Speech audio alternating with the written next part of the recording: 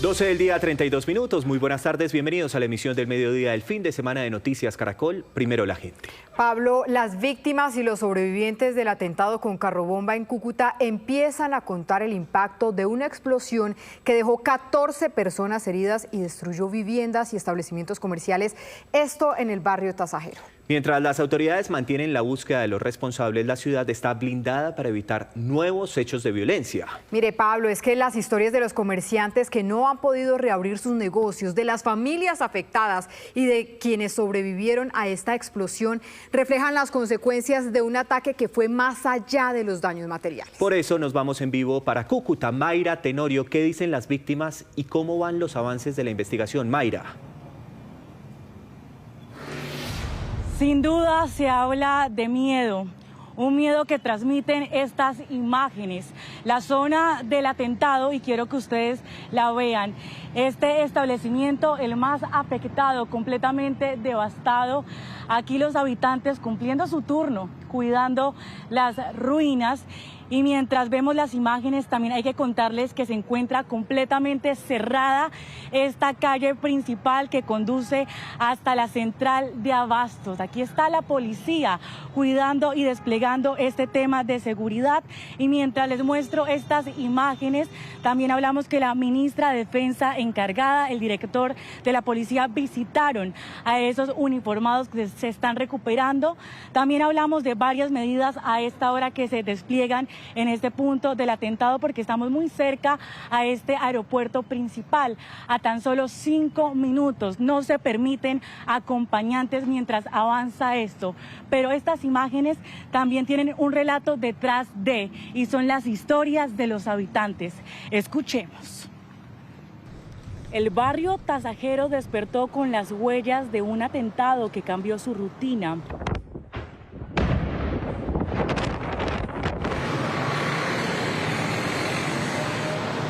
El carro bomba que explotó en este sector residencial de Cúcuta dejó 14 personas heridas, afectó el comando de policía de Norte de Santander y destruyó viviendas locales y establecimientos en cerca de 4 cuadras. Hoy el silencio reemplaza el movimiento habitual, las cortinas siguen abajo, los negocios continúan cerrados y la presencia de la policía es constante. En cada esquina quedan marcas de la explosión y también del miedo. Entender lo que ha pasado en esta ciudad para sus habitantes es llegar a hablar con ellos hasta este punto escogido por los criminales para hacer el atentado. Estamos en la avenida Libertadores, una avenida bastante concurrida por todo tipo de vehículos. Y es que para dimensionarles, tan solo estamos a 4 minutos en carro del aeropuerto, a 29 minutos caminando, a 4 cuadras de la principal central de abastos de esta ciudad. Una zozobra e incertidumbre que los mismos cucuteños definen en estas palabras. No, susto, miedo de todo, mucha intranquilidad también, con tantas cosas que están pasando, demasiado. Nuestro recorrido comenzó en el lugar donde el impacto fue mayor, este banco que quedó completamente devastado. Entre los escombros, un vigilante cumple su turno. Su rostro dice tanto como sus palabras. Venir a dar la cara sin importar la situación. Si no, ese es mi trabajo y les agradezco. No tengo palabras y hasta el momento pues cada quien duro. Sí, es duro y cada quien vive su... Hasta el momento yo estoy bien, no sé las demás personas que les haya pasado o las que vivieron en sí el momento, cómo estarán, pero la gloria de Dios, ahí vamos. Recorrer las 4 cuadras afectadas es encontrar negocios vacíos y comerciantes que solo entraron por unos minutos a revisar que su mercancía no se perdiera. Entre ellos está Daisy y su mamá. Ella nos cuenta que su madre acostumbra llegar todos los días sobre las 3 de la mañana para preparar la jornada.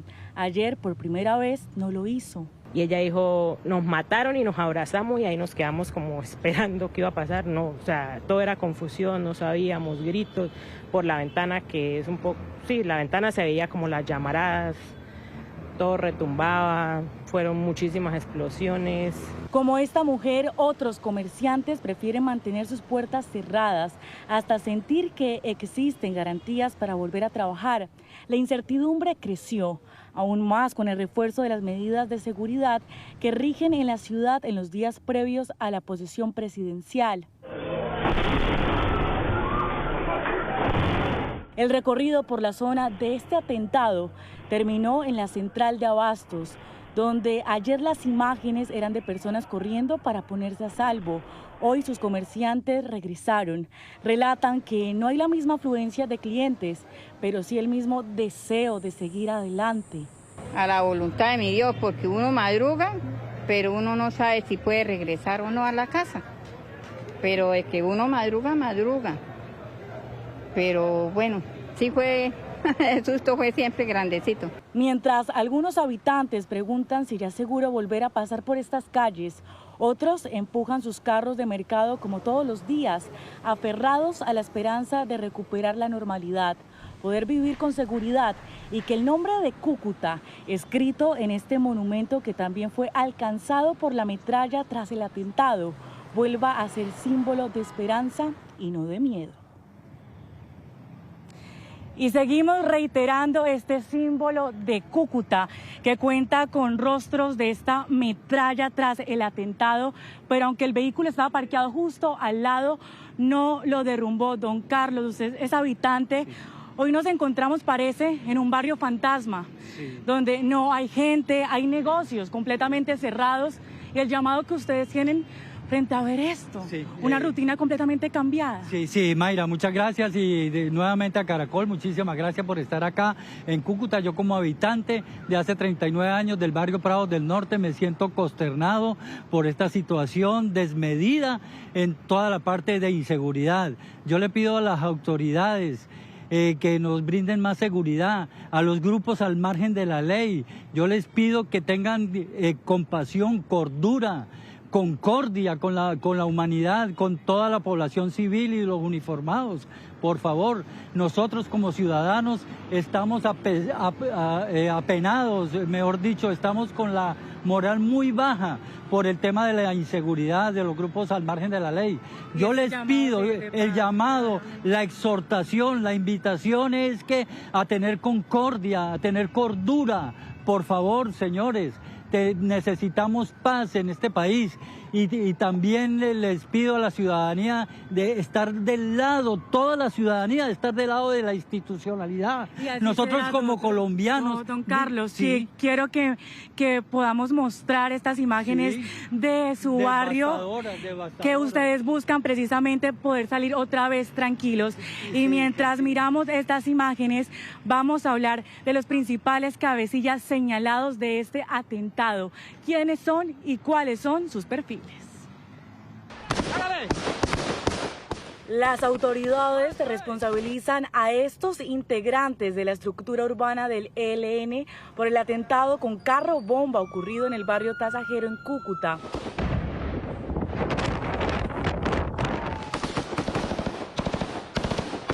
Se trata de alias David, señalado como el principal cabecilla urbano de esta organización en la ciudad, y alias Nay, quien según la investigación habría participado en la planeación y coordinación del ataque.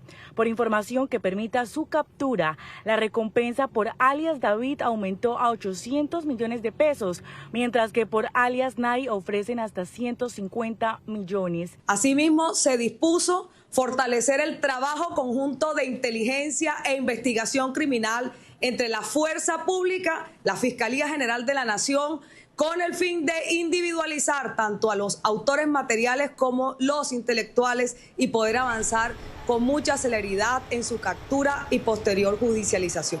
De acuerdo con inteligencia militar, alias David llegó hace cerca de 5 años desde el Catatumbo para fortalecer la estructura urbana del ELN en Cúcuta.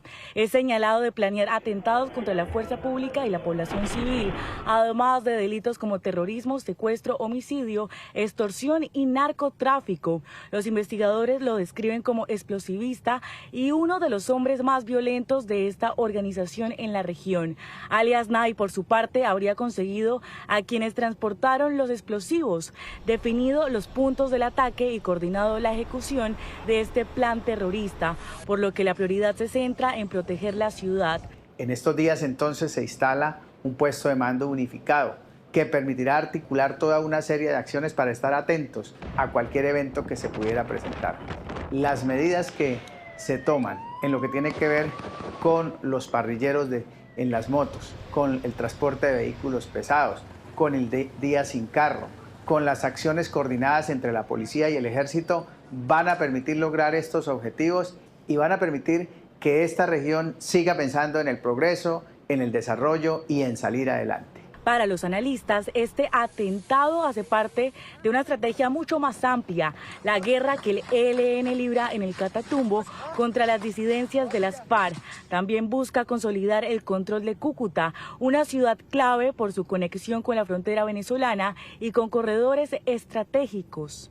Y por supuesto que constituye un mensaje y un desafío al gobierno entrante. Es allí en Cúcuta y en norte de Santander donde el ELN se jugará su futuro militar y donde también ha venido generando una conexión muy importante en términos de sus frentes del oriente colombiano, en Bichada, en Arauca, y poder conectar esas estructuras a través de la frontera colombo-venezolana con el centro y el oriente del país, particularmente en el sur del Cesar y el Magdalena Medio. La escalada violenta también obligó a reforzar las medidas de seguridad. Desde este sábado, el ingreso al Aeropuerto Internacional Camilo Daza quedó restringido únicamente a pasajeros con reserva o tiquete vigente y al personal autorizado. Mientras permanezca esta medida temporal, no se permitirá el ingreso de acompañantes a esta terminal aérea. Decisión que se toma junto a otras restricciones previas a la posesión presidencial. Se va a restringir el parrillero desde las 6 de la tarde del 6 de agosto hasta las 6 de la mañana del 8 de agosto.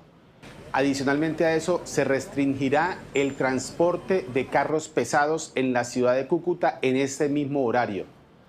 Esto lo hacemos para garantizar la tranquilidad del pueblo cucuteño el día de la posesión del presidente. Mientras avanzan las operaciones para capturar a estos responsables del atentado, señalados por las autoridades, mantienen las alertas máximas en Cúcuta y en toda la frontera con Venezuela, donde el ELN sigue siendo el principal desafío para la seguridad en norte de Santander. El llamado que sin duda queremos reiterar aquí en Noticias Caracol es que estamos con ustedes, con sus habitantes que buscan sentirse libres, poder salir a sus barrios completamente seguros, y no solamente porque aquí está la policía. Al regreso hablaremos de cómo están los heridos. Recordemos 14 heridos, 3 policías de gravedad. Estas son las imágenes a esta hora en Cúcuta. Y reiterar también, Mayra, 800 millones de pesos de recompensa por información sobre este atentado. Gracias. 12 del mediodía, 45 minutos. Y en diálogo con Noticias Caracol en vivo, el secretario de Seguridad de Norte de Santander habló de las principales conclusiones del Consejo de Seguridad tras este ataque. Reconoció que la inteligencia militar y de policía no fue precisa y habló de la recompensa para dar con los responsables de este hecho criminal. Secretario, ¿cuáles son las principales conclusiones del Consejo de Seguridad que adelantaron en las últimas horas allí en Cúcuta? Bueno, primero que todo, todas las medidas que se iban a tomar o que se tomaron para un evento importante que había en la ciudad de Cúcuta, un concierto, ya estaba todo programado, todo montado, entonces se decidió tomar unas medidas por parte de la alcaldía, los cuales generó unos resultados positivos en horas de la noche y que obviamente desde las 5 de la tarde hasta hoy 6 de la mañana se levantó la medida. Hoy ya amanecemos con patrullajes en diferentes partes de la ciudad y la militarización de algunos sectores, los anillos viales de acceso a la ciudad. Secretario, ¿qué viene pasando en Cúcuta, en norte de Santander, en los municipios del departamento, con la situación de orden público? Bueno, sistemáticamente este mes que ha pasado, julio, fue un mes bastante complejo, más de 18 situaciones que se presentaron en temas de terrorismo de los diferentes grupos al margen de la ley, tanto a la población como a la fuerza pública y a las instalaciones, sobre todo a la fuerza pública. En eso se agudizó después de, digamos, de mitad del mes, donde se han presentado varias situaciones, donde vimos cómo atacaron al comandante de la policía del departamento de Norte de Santander, igualmente el comandante del distrito de una de las estaciones más importantes que tenemos nosotros en el área metropolitana. Hay una crítica que hacen los habitantes de Cúcuta, del norte de Santander, la ciudadanía, que está cansada del tema de inseguridad porque consideran que muchas de las decisiones son reaccionando y no previniendo, que falla la inteligencia. ¿Ustedes qué responden ante esto, secretario? Pablo, hay situaciones e informaciones que se manejan al interior de los consejos de seguridad y obviamente de las reuniones de seguridad que se hace con la fuerza pública. Como le decía yo, son 18 casos que se han presentado y se han materializado, pero más de 25 que se han evitado por parte de la fuerza pública. Hace menos de unos días capturaron 5 terroristas en Ocaña. Igualmente el ejército y la policía incautó una gran cantidad de explosivos entrando a Cúcuta. Es decir que, como para contrapreguntar, ¿ustedes creen que no ha fallado la inteligencia? No, yo creo que aquí, digamos, en algunos casos hay inteligencia, no fue precisa en este caso, aunque ya habían algunas alertas, hablaban de un carro con explosivos, pero usted sabe que en menos de 8 días también nos detonaron uno en Tibú y hemos tenido diferentes alertas donde la policía y el ejército han estado tanto contrarrestando todas estas informaciones que llegan y que obviamente por los medios que manejan ellos tecnológicos, pues les llegan a la fuerza pública. Secretario, ¿aumentó la recompensa en contra de los cabecillas de estas organizaciones? ¿Se habla de 800 millones de pesos? Hay un trabajo del Ministerio de Defensa, como lo dijo ayer la señora ministra. Ellos ofrecieron 200 millones de pesos. La Gobernación de Norte de Santander colocamos hasta 100 millones de pesos y en la información que tenía ayer del Consejo se unió la alcaldía con 50 millones de pesos. Yo creo que con 350 millones de pesos es lo que se está trabajando, digamos, en lo que nos corresponde al departamento. Tengo entendido que también han ofrecido unas recompensas por algunos cabecillas de los grupos al margen de la ley y pues precisamente todo esto se suma a poder contrarrestar la problemática y poder actuar de manera inmediata. En otras noticias, los enfrentamientos entre 2 grupos armados ilegales en Briceño, Antioquia, han generado el desplazamiento de, miren esto, más de 77 familias y tienen confinadas a cientos más. La Defensoría del Pueblo emitió una alerta ante la delicada situación de orden público que se registra en esta región del país. Los enfrentamientos del Clan del Golfo contra las disidencias de alias Calarcá le robó la tranquilidad a las veredas Travesías y el Roblal de Briceño. Más de 70 familias han tenido que abandonar sus viviendas para salvaguardar su integridad. Otras más permanecen en riesgo de confinamiento ante los recientes ataques de dron con explosivos. Tenemos 77 familias desplazadas que corresponden a 177 personas provenientes de las veredas El Roblal y Travesías. Y además nos informan de confinamiento de habitantes en Gurimán, El Roblal y parte de Travesías. Tenemos que decir que desde la Gobernación de Antioquia hemos solicitado al Ejército Nacional una intervención urgente para proteger a la población. Los enfrentamientos entre estos 2 grupos al margen de la ley se han extendido durante varias horas, incrementando así la posibilidad de que el número de desplazados sea mayor. Con este ya sería el segundo desplazamiento masivo que ocurre en menos de un mes. Pero también hacemos un llamado al gobierno colombiano para que haga presencia en este territorio. Estas comunidades están totalmente abandonadas. Los grupos armados son los que controlan estos territorios. Ello ha significado que en estos fenómenos o ciclos de disputas por el territorio se presenten situaciones de crisis humanitaria como esta. Aunque por el momento no se reportan civiles muertos o heridos, las autoridades se encuentran realizando labores de verificación en la zona. La Defensoría del Pueblo emitió una alerta al gobierno nacional y departamental debido al alto riesgo al que se enfrentan los habitantes de esta región del país. Esperamos que con el nuevo gobierno nacional se desarrollen operaciones militares contundentes y sostenidas permanentes que permitan neutralizar estas estructuras criminales y devolver la tranquilidad a las comunidades de Briceño. Permanentemente los habitantes de este municipio vienen siendo afectados por las confrontaciones que llevan a cabo este par de grupos de narcotraficantes. Por eso también hacemos un llamado a los actores armados ilegales para que respeten los derechos humanos y el derecho internacional humanitario de la población civil. Nosotros estamos muy preocupados por lo que viene ocurriendo y sobre todo porque es la materialización de los escenarios de riesgo advertidos por las diferentes organizaciones sociales. Desde la Gobernación de Antioquia se activó la ruta de atención para las familias desplazadas.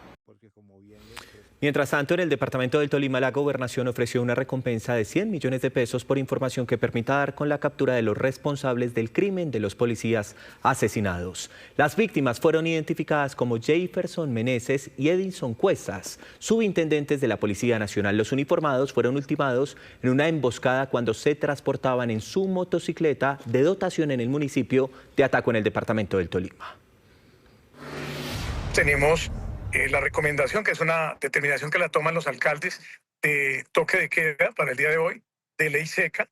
Igualmente estamos aprovechando las buenas condiciones meteorológicas, tratando de hacer la extracción vía aérea de las personas asesinadas y también haciendo unas actividades para reforzar la seguridad, habida cuenta que todavía desde el momento en que sucedió el acontecimiento sobre las 4 de la tarde, un poco más, un poco menos, las condiciones de visibilidad son óptimas. Noticia en desarrollo en Noticias Caracol. Un incendio forestal mantiene en emergencia al municipio de Charta, en Santander. Las llamas avanzan hacia una zona estratégica para el abastecimiento de agua de Bucaramanga y los organismos de socorro trabajan para contener esta emergencia. Pilar Mejía, ¿cómo avanzan justamente estas labores para controlar este incendio?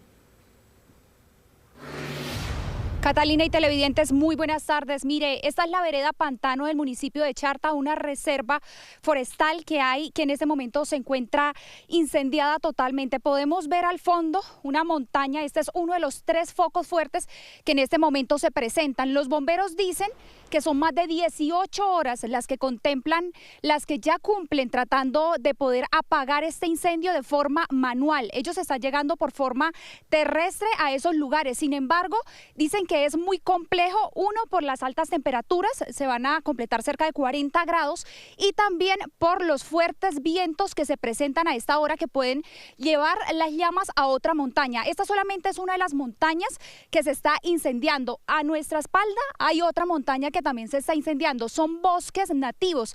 En este momento dicen las autoridades que son 6 los municipios que se encuentran en alerta en el departamento de Santander. 5 tienen alerta en naranja y 1 tiene alerta roja. Es importante también destacar que el municipio de Bolívar también en este momento se presenta un incendio. En Cimitarra también se acaba de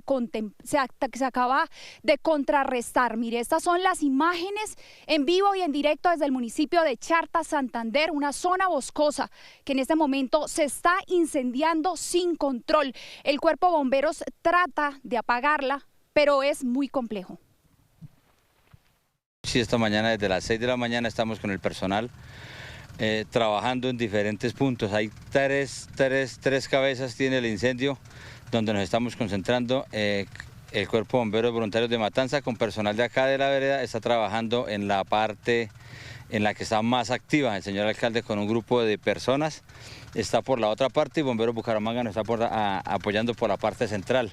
Mire, este lugar donde estamos, para llegar a este lugar donde estamos tuvimos que caminar más de 1 hora. Llegar acá fue complejo, primero para ingresar el vehículo y también para poder subir. Este es el trabajo que deben hacer los bomberos.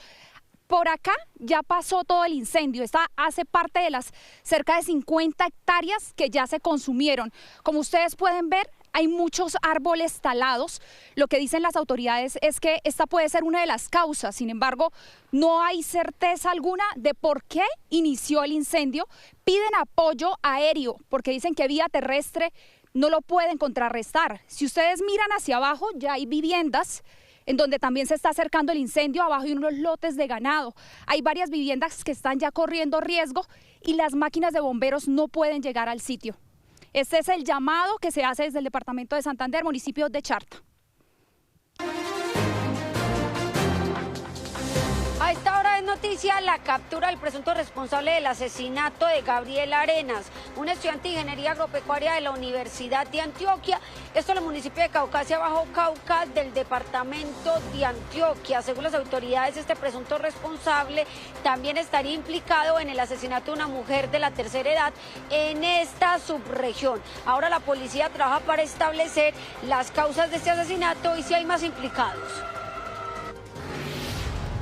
A esta hora es noticia que la Asociación Colombiana de Hospitales y Clínicas reconoció a las 6 instituciones de salud más seguras del país, con el galardón nacional Hospital Seguro. Entre las instituciones está el Hospital Infantil Los Ángeles de Pasto, la Clínica El Rosario, sede del Tesoro de Medellín, y la Fundación Hospital San Vicente Fundación, sede Río Negro.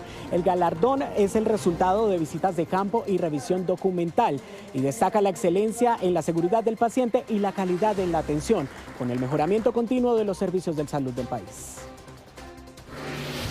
A esta hora, Bogotá recibe un reconocimiento nacional. Se trata del Premio Innova Mayor 2026, que se gana por promover la inclusión laboral de las personas mayores de 50 años.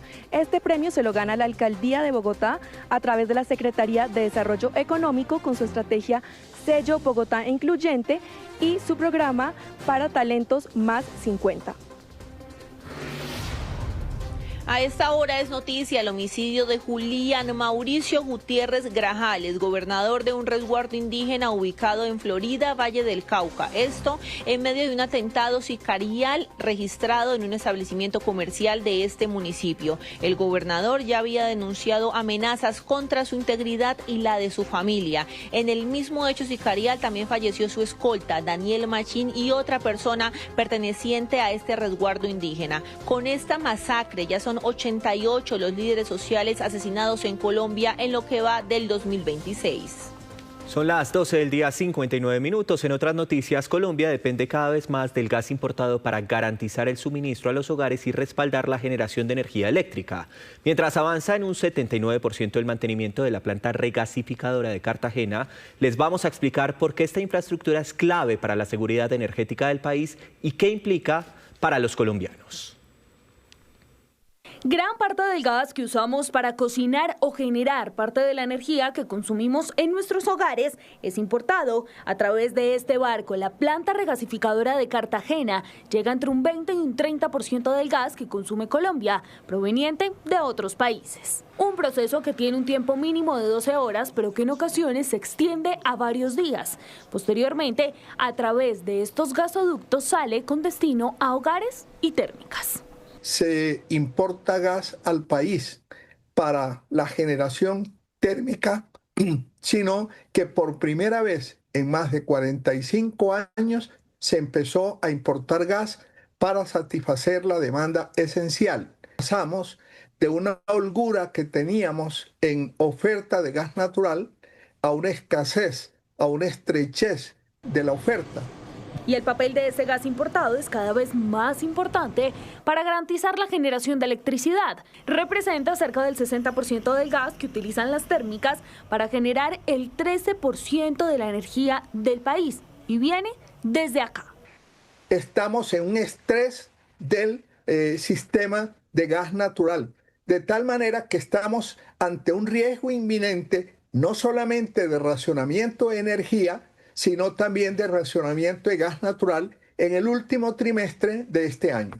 Por estos días, esta planta está en un mantenimiento, el cual debió hacerse antes de lo previsto por la llegada del fenómeno del Niño, lo que ocasionó que las empresas buscaran nuevas cantidades de gas en el mercado para evitar afectaciones en el suministro. Actualmente el mantenimiento va en el 79%. Hemos recibido un parte de tranquilidad, todo sin novedades, tanto el suministro de gas como el suministro de energía eléctrica, y ya la reparación de la regasificadora de SPED entra en su fase final. Esperamos mantener estas condiciones y poder terminar la reparación satisfactoriamente, habiendo garantizado el suministro de energía y de gas para todo el país. Se prevé que el mantenimiento iniciado el 30 de julio termine mañana 3 de agosto, para de esta forma cumplir el 100% de la programación establecida. Noticia en desarrollo en Noticias Caracol. Y regresamos con la noticia con la que iniciamos esta emisión. Los capturados por el crimen de María Camila Potosí fueron enviados a la cárcel como medida preventiva. La Fiscalía les imputó 4 delitos, entre ellos feminicidio agravado. Fabiana Contreras, ¿qué nuevos detalles se conocen de esta audiencia? Buenas tardes, Catalina. Pues lo que pasó en esta audiencia es que el juez de control de garantías decidió enviar a la cárcel a estas 5 personas que están siendo procesadas por el delito en contra de María Camila Potosí y su bebé de 8 meses de gestación. Esto como medida preventiva tras revisar las pruebas entregadas por la Fiscalía y determinar que representan un peligro para la sociedad. Pero hablemos de la imputación de cargos. A estas personas se les atribuyen los delitos de feminicidio agravado, secuestro simple, desaparición forzada y alteración de elemento material probatorio. Según expertos, esto configura un concierto de delitos que les podría representar aproximadamente 60 años de prisión. Escuchemos. Es importante destacar que si estos ciudadanos llegan a ser vencidos en juicio y de enfrentarse a una sentencia condenatoria, tendrán que asumir una pena privativa de la libertad de 500 a 600 meses de prisión, aumentadas hasta otro tanto debido al concurso de delitos que fue imputado por parte de la Fiscalía General de la Nación. Se debe señalar que este tipo de delitos no tienen ningún tipo de concesión, subrogado o beneficio judicial. Esto quiere decir que se debe pagar de manera privativa de la libertad en un centro penitenciario. Es importante que la Fiscalía, con su equipo de investigaciones, debe aclarar si el menor al momento de los hechos nació o no con vida. Esto cambiaría las circunstancias fácticas y jurídicas de la imputación, incluyendo nuevos delitos como un homicidio agravado. Este, por supuesto, es un caso que ha generado estupor no solo en Cali, sino en todo el territorio colombiano. Por supuesto, desde Noticias Caracol seguiremos muy pendientes de lo que sucede con estas personas.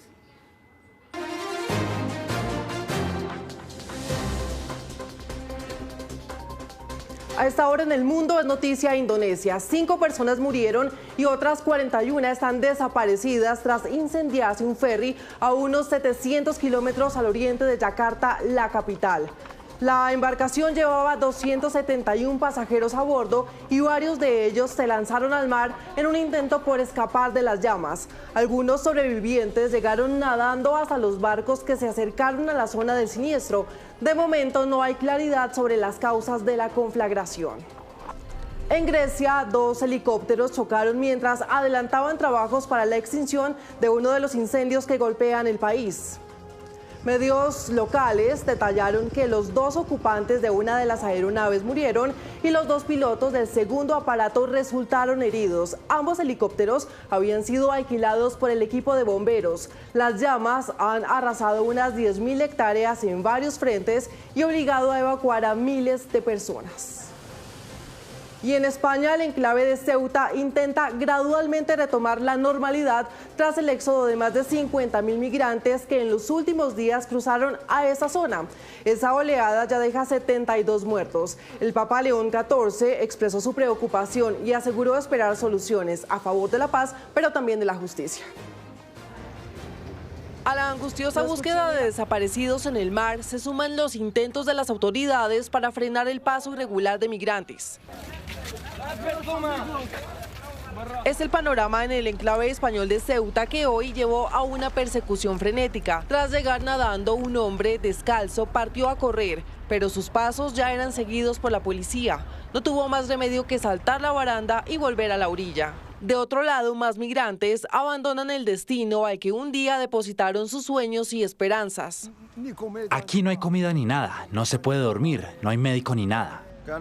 Pasamos por momentos difíciles, nos golpearon y nos apuntaron con armas de fuego. Nuestro Marruecos es mejor, hermano. Ya basta, se acabó. No muy lejos de allí, trabajadores retiraron los chalecos salvavidas y boyas inflables que quedaron en la playa, restos de una oleada de travesías que sacudió esa región europea. El Papa León XIV, durante su oración del Ángelus en el Vaticano, oró por la situación en la ciudad autónoma. Sigo con preocupación la alarmante situación en Ceuta, pidiendo a Dios, por medio de la intercesión de Nuestro Señor de África, que se puedan encontrar soluciones de paz, de estabilidad y de justicia. A la evaluación de medidas entre países europeos, más allá de España, el otro calvario es la identificación de víctimas que supera el medio centenar. Un grupo de criminalística ya está en el enclave para apoyar esas tareas. Mientras tanto, tropas españolas y la policía continúan patrullando las calles. El enclave poco a poco retoma su normalidad y solo pequeños grupos deambulan en búsqueda de un futuro aún lejos de encontrar. En otros hechos, 7 de los 13 muertos que dejó el accidente de un avión pequeño en Perú son de nacionalidad italiana. Así lo confirmó la Cancillería del país europeo. La aeronave sobrevolaba con un grupo de turistas las milenarias líneas de Nazca cuando se precipitó a tierra. En el siniestro también fallecieron 2 alemanes, 2 españoles y los 2 tripulantes peruanos. La policía ya retiró los cuerpos de la zona y ahora los esfuerzos están centrados en determinar cómo se originó la tragedia.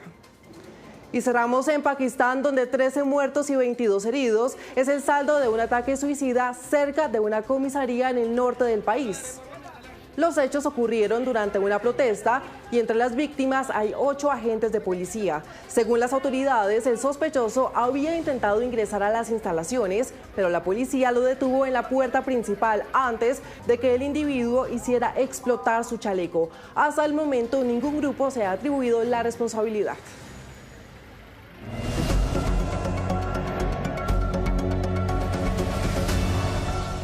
A esta hora activamos el radar de la política y les contamos que todo está listo en Cali para la posesión presidencial de Abelardo de la Espriella. La ciudad ya vive los preparativos de uno de los eventos de Estado más importantes, con un amplio operativo de seguridad y una compleja logística para recibir a las delegaciones nacionales e internacionales. Alejandro Cortés, ¿cuáles serán las principales medidas para garantizar la tranquilidad en medio de esta posesión? Alejandro.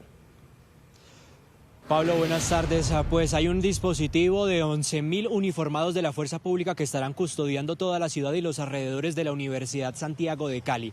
Ya hay presencia de la Casa Militar y de funcionarios del equipo de trabajo del presidente electo Abelardo de la Espriella, que están en la Universidad Santiago de Cali, allí en el sur de la capital del Valle del Cauca, precisamente ultimando detalles en materia de seguridad y logístico. Sin embargo, se espera que se entregue oficialmente el Arena USC, el lugar en donde será posesionado el presidente electo Abelardo de la Espriella, mañana lunes a partir de las 7 de la noche. En el siguiente informe, los detalles.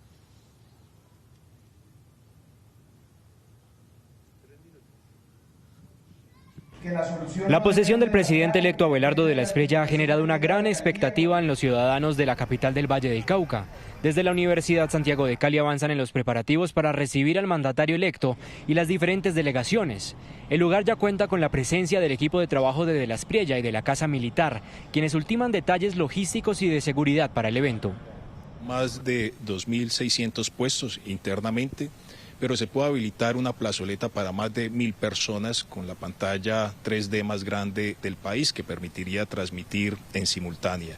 Subterráneamente cuenta con 2 niveles de parqueaderos con 740 espacios para vehículos y se puede habilitar otra ala para 420 vehículos más.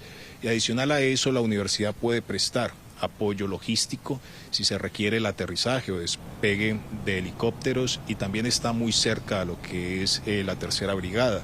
La arena será entregada oficialmente este lunes a las 7 de la noche para que el equipo logístico empiece a adecuarle el montaje del evento. En cuanto a los estudiantes de la universidad, se les informó que sus clases comenzarán oficialmente el 10 de agosto porque el acceso a las instalaciones estará limitado. Y simultáneo a la posesión presidencial, se alistan varios eventos. Estamos organizando la ciudad, estamos poniendo banderas en distintos puntos de Cali. También preparamos unos eventos especiales. Por ejemplo, en la Plaza Caicedo, el 6 de agosto estará completamente peatonalizada. Tendremos una tarima con eventos culturales todo el día. El 6 de agosto también en distintos barrios de la ciudad, entre ellos el Peñón, también el barrio San Fernando, serán peatonalizados en sus parques comerciales. Desde el Gobierno Nacional y la Gobernación del Valle del Cauca han confirmado que más de 11.000 uniformados de la Fuerza Pública estarán garantizando la seguridad de la ciudad para este viernes. Incluso allá han empezado a realizar retenes militares en las vías de la ciudad y presencia de policías en el aeropuerto de Alfonso Bonilla Aragón, así como también dentro de la universidad y sus alrededores. Nosotros en los últimos días ya hemos comenzado a recibir un refuerzo importante de la fuerza pública, tanto policías como también de las fuerzas militares. Adicionalmente, entre Cali y la Gobernación del Valle estamos ofreciendo hasta 500 millones de pesos por información acerca de cualquier intento de ataque terrorista en nuestra ciudad. El sector hotelero también se prepara para la posesión presidencial. Han dicho que esperan la llegada de entre 5.000 y 6.000 visitantes en la ciudad. Lo que estimamos va a traer 6.000 millones de pesos en ingresos turísticos y se va a generar una ocupación hotelera entre el 73 y el 82%.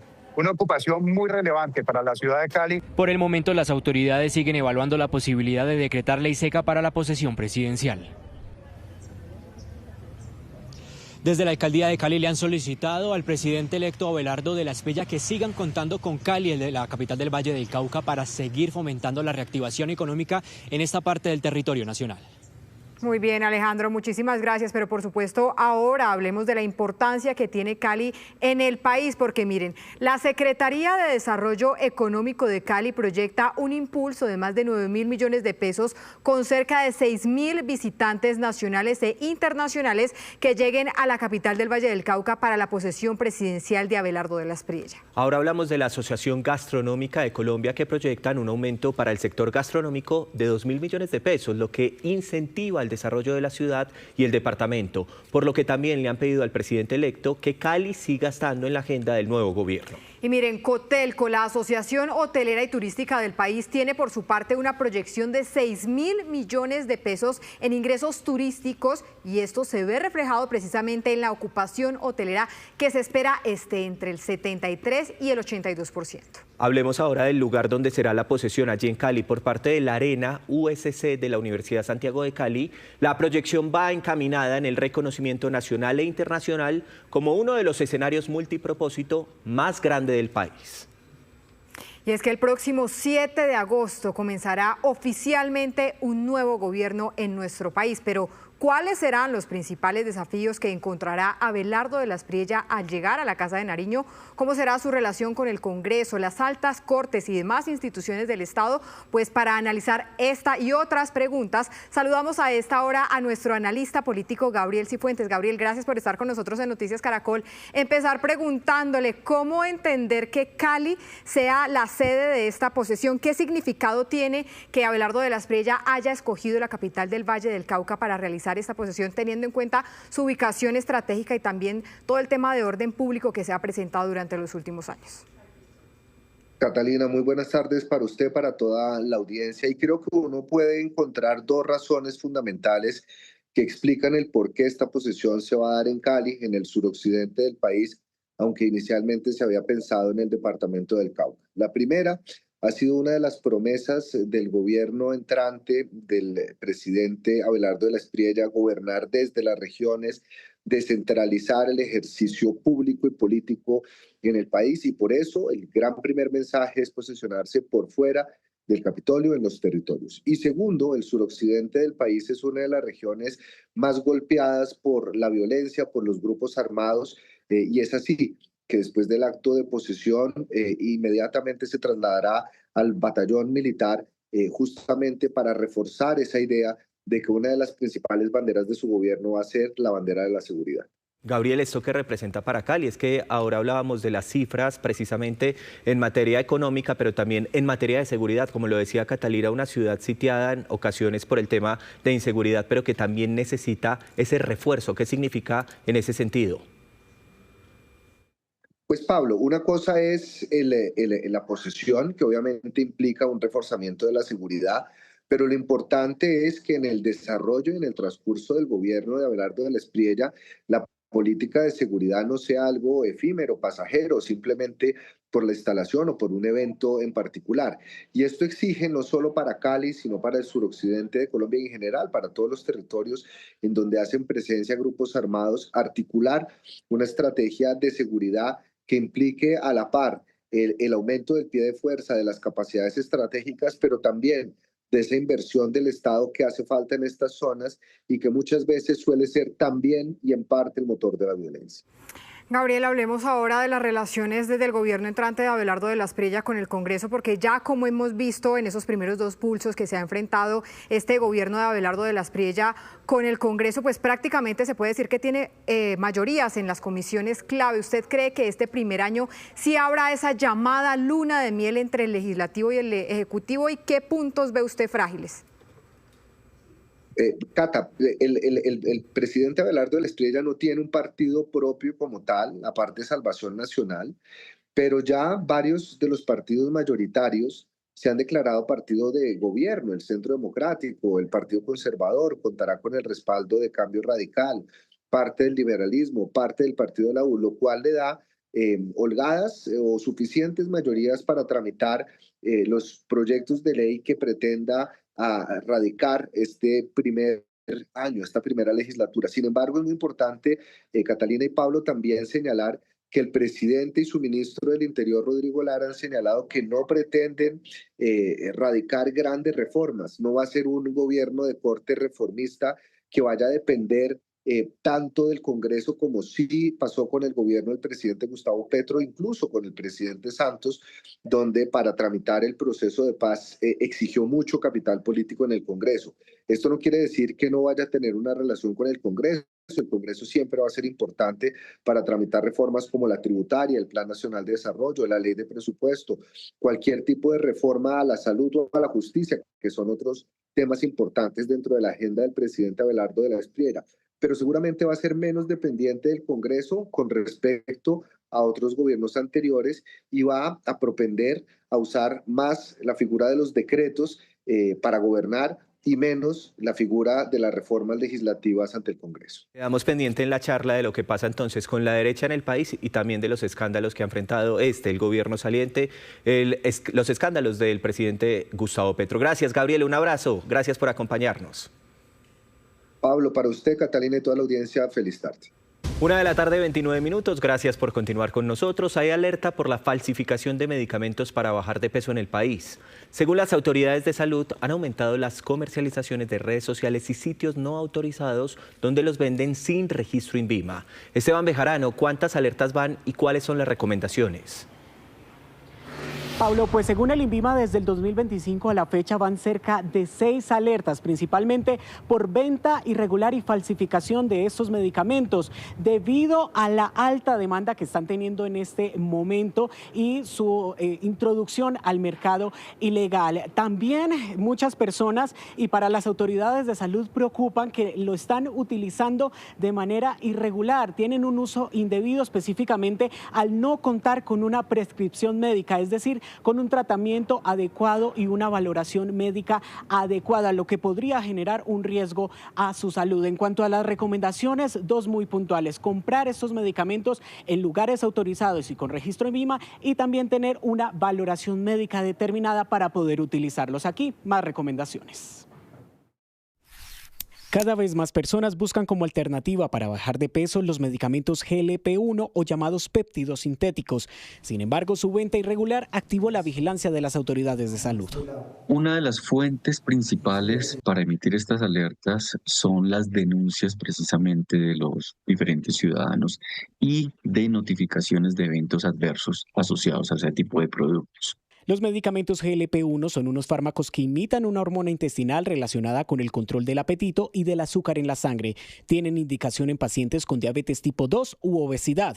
¿Quiénes no lo deberían usar? Y la evidencia no lo soporta. Con fines estéticos para buscar disminuciones rápidas de peso y que no tengan una prescripción o indicación médica previa. Especialmente su falsificación prendió las alarmas, pues algunos están comercializando a través de redes sociales, distribuidores sin autorización y sin registro INVIMA. Hemos encontrado que hay personas de manera irregular, ilegal hay que decirlo, que promocionan estos medicamentos en redes sociales, en Facebook, también en páginas web. Hemos encontrado incluso personas que los compran de una manera irregular y los revenden.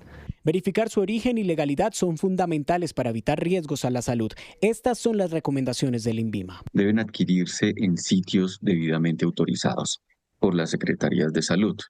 Establecimientos farmacéuticos tipo droguería o farmacia droguería, verificar el registro sanitario Y yo puedo ir a la página web del INVIMA, www.invima.gov.co, y hacer la verificación correspondiente si ese registro sanitario está autorizado o no. La automedicación de estos fármacos preocupa, principalmente por las posibles consecuencias como náuseas, lesión renal o hipoglucemia. Su uso requiere supervisión médica. Debe usarse bajo un esquema de tratamiento integral. Este medicamento, para que realmente funcione, debe combinarse con un plan de ejercicio basado en fuerza y un plan nutricional que reeduque los hábitos. Recuerde que un producto fraudulento o la automedicación puede traer efectos adversos en su salud. El llamado de las autoridades es a reportar cualquier sospecha de productos de venta irregular o fraudulentos.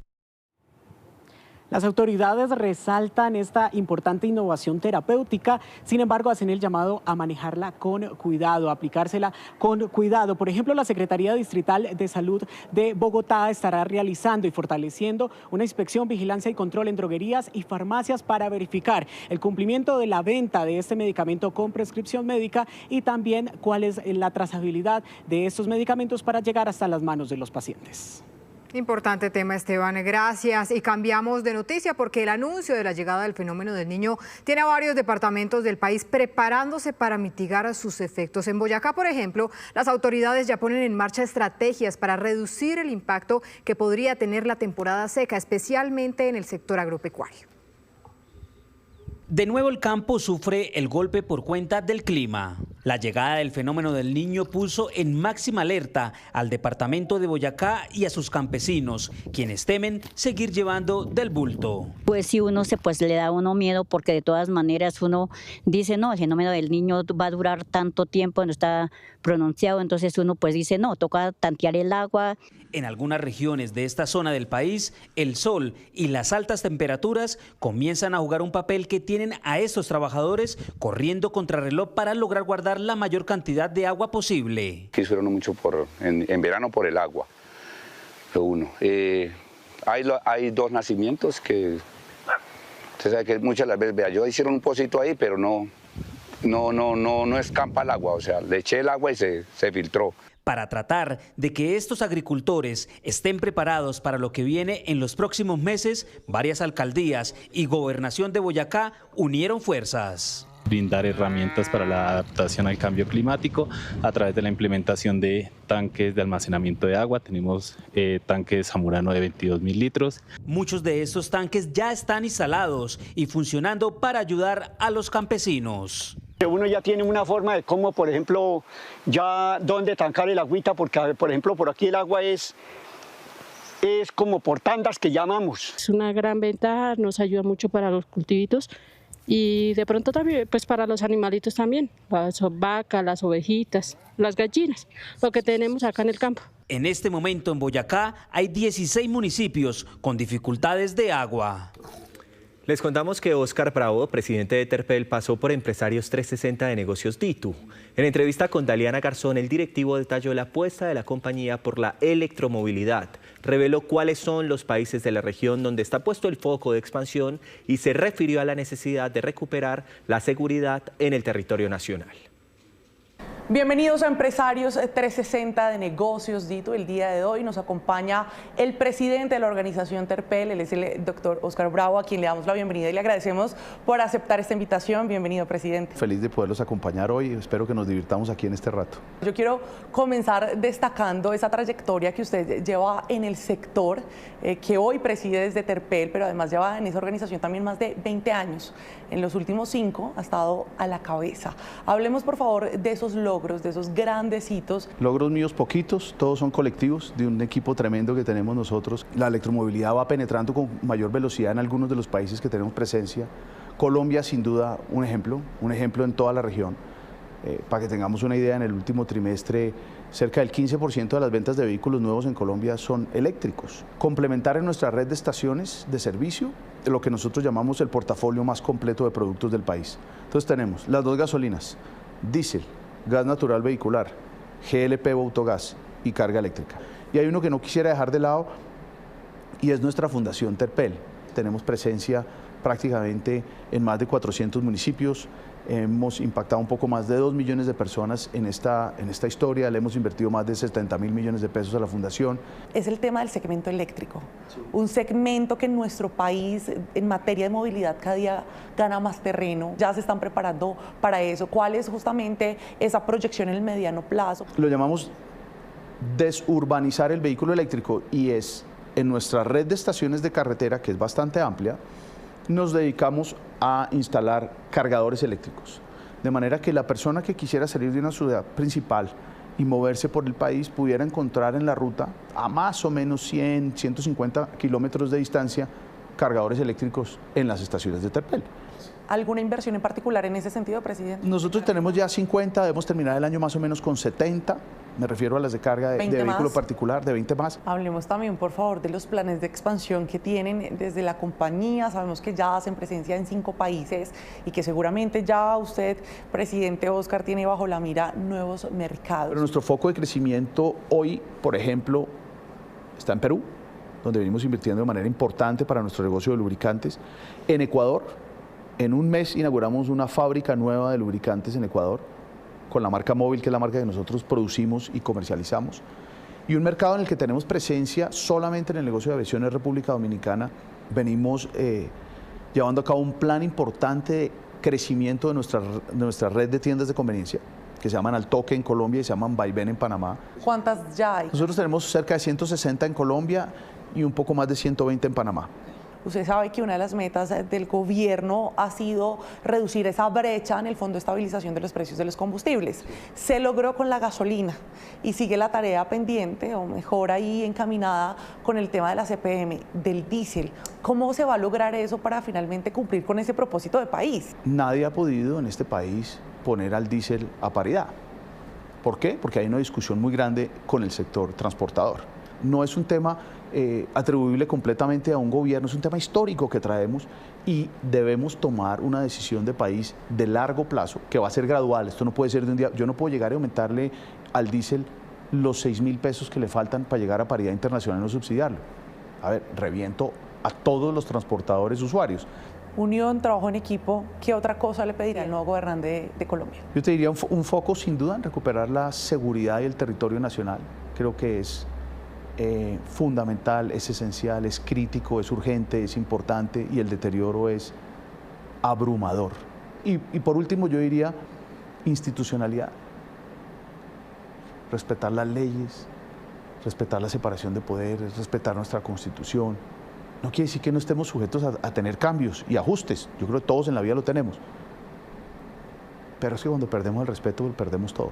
Presidente de la organización Terpel, Óscar Bravo, a quien le agradezco inmensamente por habernos acompañado en ese espacio de Empresarios 360. Fue un gusto conversar con usted, presidente. Daliana, muchísimas gracias por esta invitación. La pasamos muy bien, conversamos muy sabroso. Noticia en desarrollo en Noticias Caracol.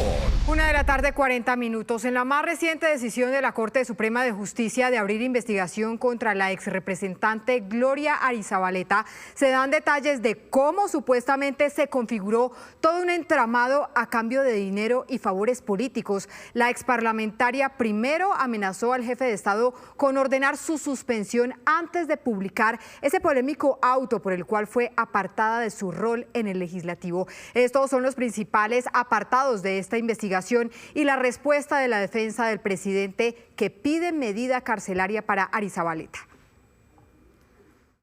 Buscan los votos, si ustedes no arreglan, nosotros los llevamos a juicio.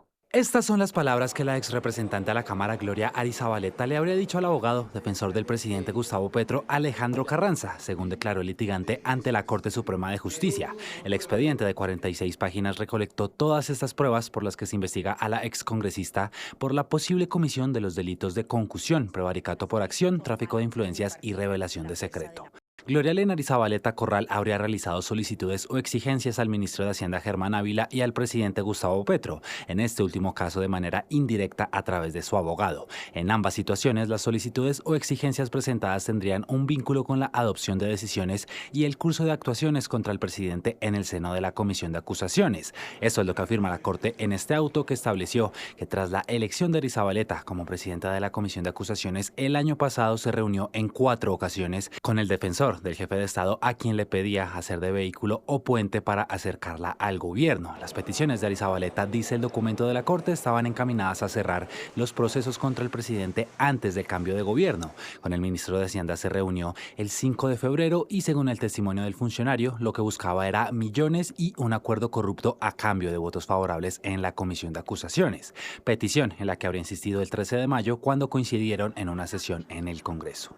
Una de las reuniones entre Carranza y Arizabaleta fue en la Casa de Nariño también en febrero con la directora del DAPRE, Nora Mondragón, quien asegura que la exparlamentaria del Pacto Histórico le había pedido nombrar a una persona en un cargo directivo de la fiduprevisora, haciendo alusión a un acuerdo político. La funcionaria dice que le recibió la hoja de vida, pero que finalmente se designó a otra persona. El auto contiene también chats entre el abogado defensor del presidente y la excongresista, en donde Arizabaleta le entregó el borrador de una decisión que se preparaba en la comisión sobre un proceso contra Petro. También hablaron de un proceso de compulsa de copias contra el exfiscal Néstor Humberto Martínez, en donde Carranza se ofrecía a realizarle el documento a la en ese entonces representante investigadora. El mismo Carranza afirmó que la congresista le insistió en todos los encuentros que le sirviera como puente con el gobierno, expresando su molestia por la poca respuesta por parte del ministro de Hacienda. Fue en la última reunión del 8 de junio cuando Arizabaleta le habría comentado la intención de suspender al presidente Petro si no negociaban. El testigo Carranza Cepeda aseguró que Arizabaleta Corral durante la reunión recordó que en el pasado ella radicó un salvamento de voto en dicha actuación con el sentido de solicitar que el presidente fuera llevado a juicio. Usted ya sabe, usted tiene que hablar o tienen que buscar los votos. Busquen los votos. Si ustedes no arreglan, nosotros los llevamos a juicio. 2 días después, el 10 de junio, se conoció el polémico auto que ordenaba suspender al jefe de Estado. Acaba de tomar la decisión histórica de suspender al presidente de la República, que se encuentra en este momento en Nueva York. Como hemos informado, suspenderlo desde hoy con efecto inmediato del cargo hasta el domingo, día de elecciones, cuando se cierren las urnas. Por ese documento sin validez jurídica, según expertos, la exrepresentante fue suspendida provisionalmente por la Procuraduría, que le abrió investigación por el aparente abusivo ejercicio de funciones parlamentarias, pues la decisión de suspender al presidente requiere de todo un proceso que inicia en la Comisión de Acusaciones, pero termina en el Senado. Fue apenas en ese punto, en junio, que el presidente Petro la denunció acusándola de extorsionista. Ahora, con estas filtraciones, pedirá que la excongresista sea privada de la libertad. Vamos a radicar la demanda de constitución en parte civil y vamos a mostrarle al honorable magistrado todo lo que han venido haciendo, cómo buscan afectar a la víctima, cómo atacan al denunciante, cómo tergiversan, filtrando la información para solicitarle que adopte medidas, entre ellas obviamente la medida de aseguramiento. Tras decidir abrir investigación formal, la Sala de Instrucción de la Corte Suprema citó a indagatoria a la excongresista Arizabaleta el miércoles 2 de septiembre. 1:44 p.m. Acaba de iniciar el desfile Avenida Primavera en Medellín. Se espera que más de 1 millón de personas disfruten de este evento. Nos conectamos con Erika Zapata. ¿Qué detalles nos tiene, Erika? Adelante. Hola, muy buenas tardes. Mire, aquí en la avenida regional la gente está bailando parejo. Estamos viendo estas flores bailarinas por este lado, pero por este lado también estamos viendo otras comparsas. Medellín se viste de fiesta, más de 26 carrozas que empiezan este recorrido hasta Plaza Mayor. Pero miren, mucha gente que llegó desde muy temprano. Muy buenas tardes, ¿cuál es su nombre? Buenas tardes, Paola Loaiza. Bueno, Paola, escogió usted un buen puesto. ¿Qué es lo que más le ha gustado de este evento? Bueno, este es el inicio de nuestro festival. Esperamos que la gente venga y nos acompañe y conozca lo bonito que tiene nuestra ciudad.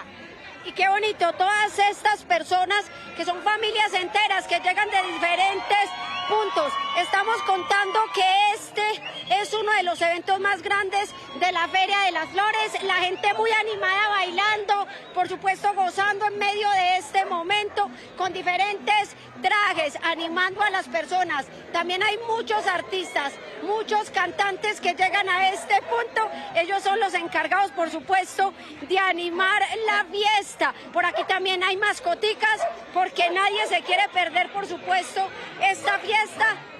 Buenas tardes, ¿cuál es tu nombre? Jorma Zavala. ¿Qué es lo que más te ha gustado de lo que has visto al momento?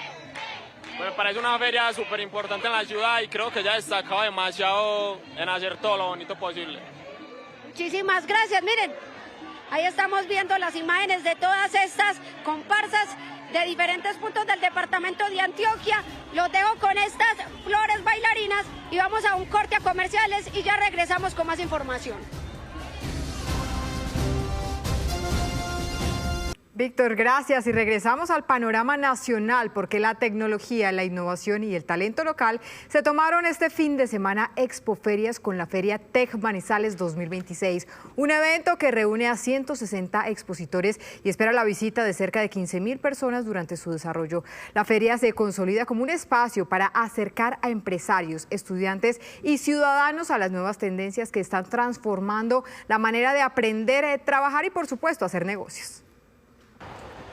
En esta edición participaron 40 proyectos desarrollados por estudiantes de instituciones educativas públicas y privadas de Manizales, quienes presentan iniciativas enfocadas en robótica, inteligencia artificial, programación, desarrollo de software y soluciones tecnológicas para diferentes necesidades. Ahí desarrollamos proyectos no solamente de tecnología, sino también de robótica, de ciencias, de arte, de biología, de química, de física, integramos todas las áreas y de ahí nacen muchas propuestas. Para los empresarios, este escenario representa una oportunidad para mostrar sus desarrollos y generar contactos comerciales. Este año estamos innovando en poder traer humanoides y enseñarles tareas específicas para cualquier industria. Hay mucho talento en Manizales, unas universidades increíbles, por ahí el 90% de los profesionales se van a otras ciudades principales o se van del país. Lo que buscamos realmente es generar desarrollo económico. Los carros de carga pesada de radiocontrol también tuvieron lugar en el evento, un invento innovador y que acogió gran parte del público. Venimos en este cuento sacándolo adelante hace 7 años y ahora es cuando hemos tenido más acogida, que la gente nos ha conocido. A partir de este evento, Manizales seguirá contando con otros certámenes de actividades que reúnan tecnología, ciencia e innovación. Vamos a tener una nueva Feria Tech el otro año y sin duda alguna es un orgullo para nosotros porque se ve representado el trabajo, el esfuerzo de cada una de estas empresas, de cada uno de estos colegios. Con entrada gratuita y una programación que integra exhibiciones, conferencias y experiencias interactivas, la Feria Tech Manizales 2026 ha buscado consolidar a la ciudad como un referente regional en ciencia, tecnología e innovación, promoviendo el encuentro entre el sector productivo, la academia y los futuros protagonistas de la transformación digital. Además, les contamos que nos acercamos a la celebración del cumpleaños de Bogotá. Para festejar la capital se prepara con distintas actividades de recreación y deporte. Nuestra compañera María José Delgado se encuentra con el director del IDRD para conocer detalles de la programación. María José.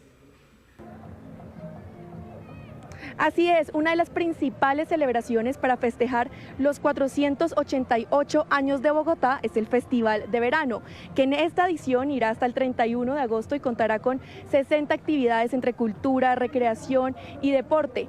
Este evento es organizado por el Instituto Distrital de Recreación y Deporte y por eso me encuentro aquí con el director, que es la persona idónea para hablarnos de este festival.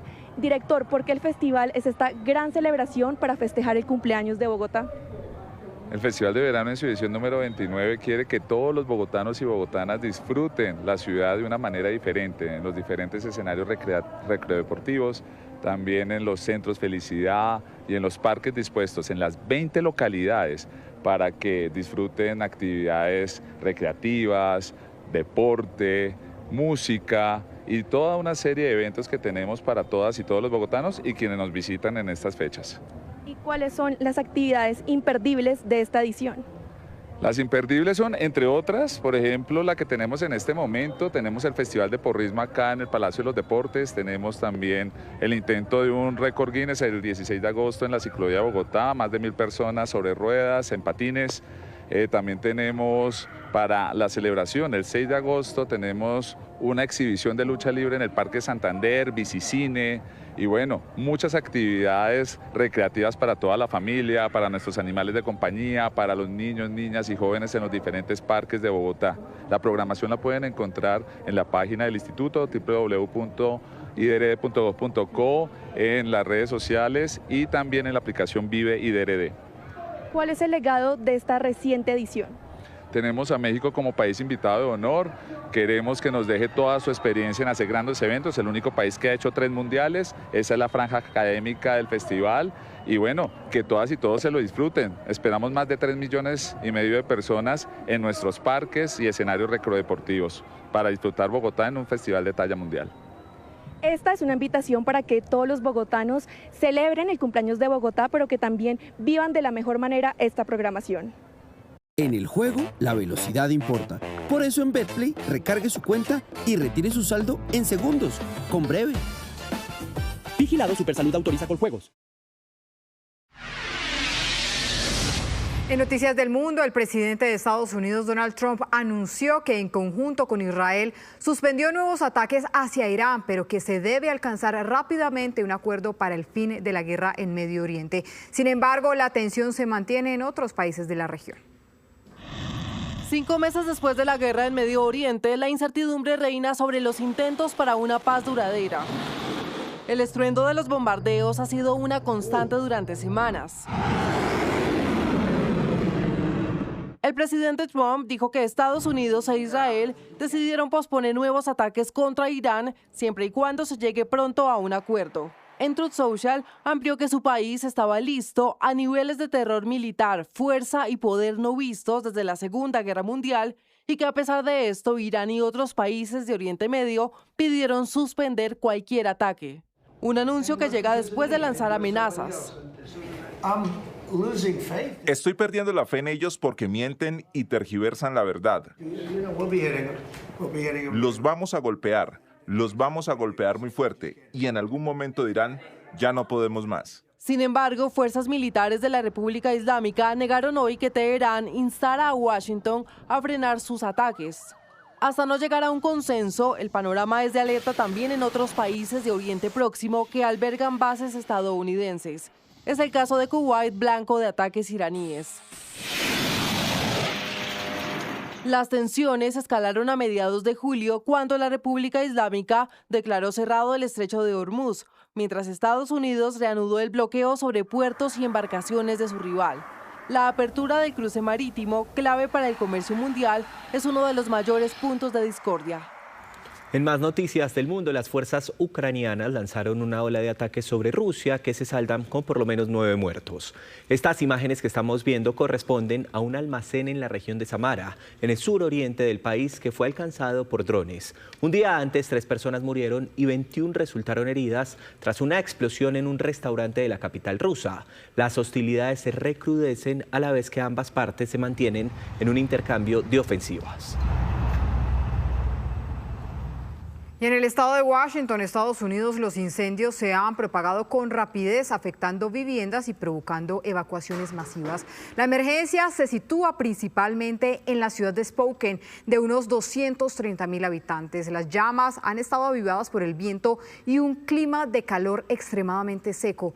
Las autoridades de la ciudad, que está localizada en el nororiente del Pacífico estadounidense, todavía no han entregado un balance de muertos o heridos. Y escuchen esto porque en Corea del Sur rompió un nuevo récord al alcanzar los 42.5 grados de temperatura, la más alta en 122 años cuando empezaron los registros. El termómetro elevado se registró en la ciudad de Janzhou, en el sur del país asiático, donde sus residentes llevan 5 días consecutivos luchando contra un calor extremo que supera los 40 grados. Entre tanto, buena parte del país de 51 millones de personas enfrenta alertas por un verano sofocante. Son las 2 de la tarde, 42 minutos. Tenemos más noticias a esta hora. Aquí en Noticias Caracol, el silbato del tren del nordeste de Boyacá dejó de sonar hace varias décadas, pero el recuerdo de su historia aún resuena. Tenemos un informe especial y una acción popular, precisamente con Jairo Niño, de personas que piden que regrese precisamente el tren. Entre los ladrillos deteriorados y el hollín borrado por el tiempo, donde hoy solo responde el eco del viento, alguna vez retumbó un sonido característico. Hacia 1930, el silencio que hoy abriga a 6 de las estaciones del antiguo tren del Nordeste era puro movimiento. Ahí transportaban trigo, papa, cebada. Con la experiencia de los años, don Agustín Cruz recuerda la importancia de las estaciones, que eran sinónimo de economía, desarrollo y quizás lo más importante, de vida. Cuando era joven, viajaba hasta Ventaquema, Villapinzón, en el tren.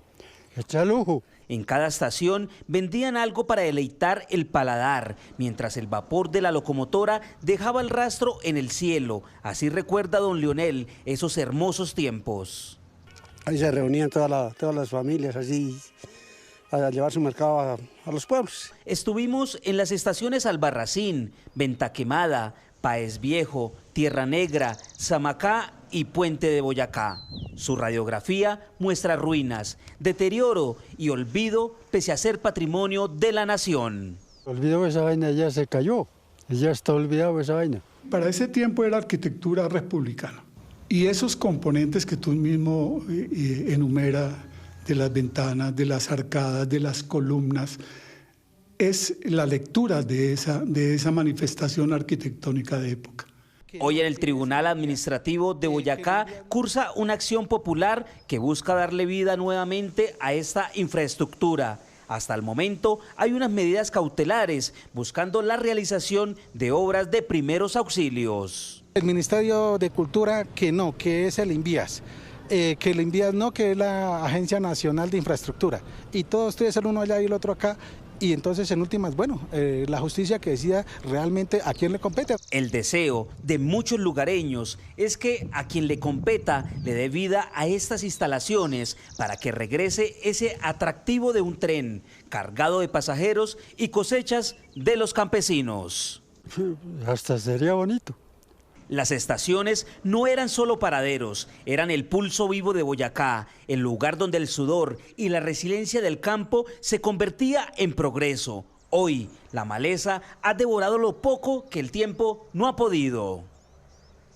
Y escuchen esta hermosísima historia. En Villavicencio, 2 perritos acompañan al padre de la iglesia Santo Domingo Sabio a oficiar todas las misas. Incluso en medio del canto de los feligreses, los caninos aúllan como si también cantaran. Vean ustedes. El padre Carlos Mario Peña, antes de salir a oficiar la misa, se pone su vestidura litúrgica. Y al ingreso a la iglesia, siempre va acompañado de Luna y Simón, 2 perritos que están junto a él en cada Eucaristía desde hace más de 6 años. Y me acompañan en la oficina, me acompañan en el baño y en las ceremonias, en las Eucaristías, ellos siempre están conmigo.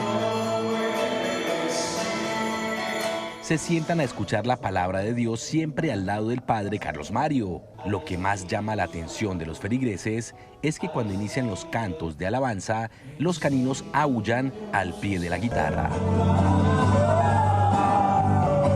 Y es algo hermoso mirar que ellos también les agradan a Dios, es su forma de ellos agradarles a Dios por medio del canto.